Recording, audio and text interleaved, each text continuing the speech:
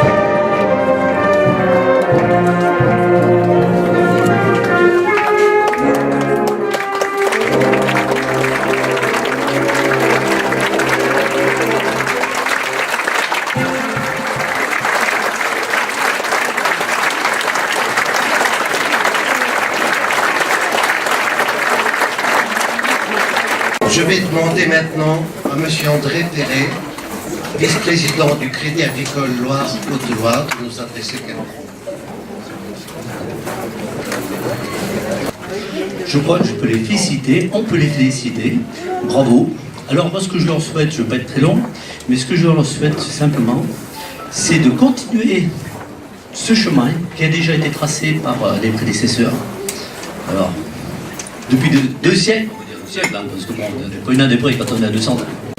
Nous continuons avec les artistes et l'interprétation d'une pièce de Philidor, un musicien qui a vécu à cheval sur le 17e et 18e.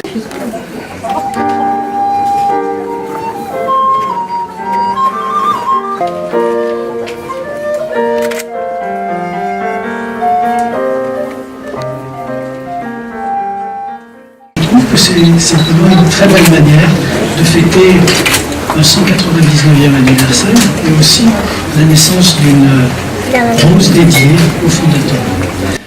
Adrien Sénéclose est né à Boc-Argental le 14 mai 1802 et j'aimerais, avant le baptême de la rose qui lui est dédiée, vous parler de lui, ou plutôt le laisser parler, grâce à quelques extraits d'une lettre que j'ai retrouvée. Une lettre de 4 pages qu'il écrivait le 26 février 1859 à Monsieur le comte Paul de Cholot, habitant la Nièvre, et auteur d'un ouvrage sur l'art des jardins, dont semble-t-il Adrien avait beaucoup apprécié la lecture.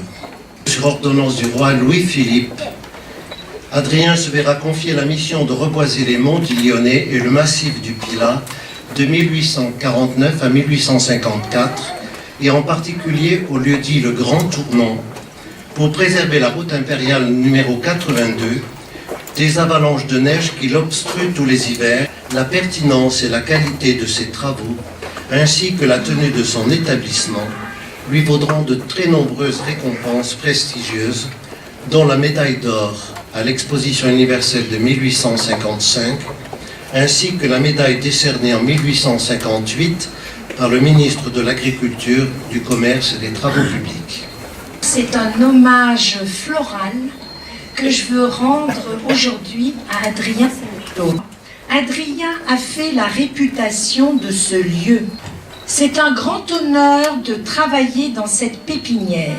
Nous nous sentons responsables de ce lieu, habité par l'esprit d'Adrien Sénéclose. Aujourd'hui, une rose est née d'un long processus avec une mère rose qui s'appelle Jacques Estérel, dédiée à l'époque à l'enfant du pays, et d'une rose père inédite qui rappelle un vin très charpenté par son odeur et sa couleur. Tout est réuni dans cette rose qui représente la généalogie d'Adrien Sénéclose.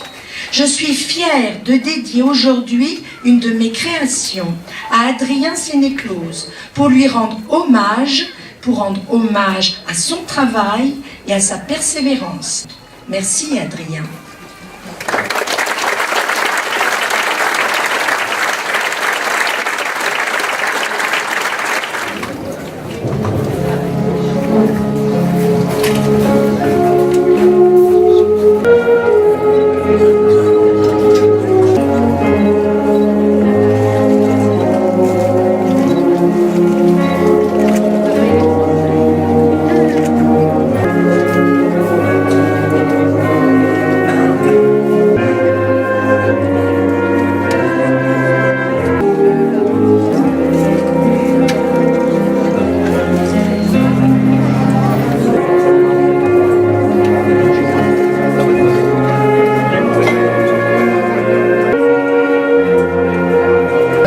C'est le moment du baptême, les roses sont arrivées. Comme dans tout baptême, il faut des marraines et des parrains.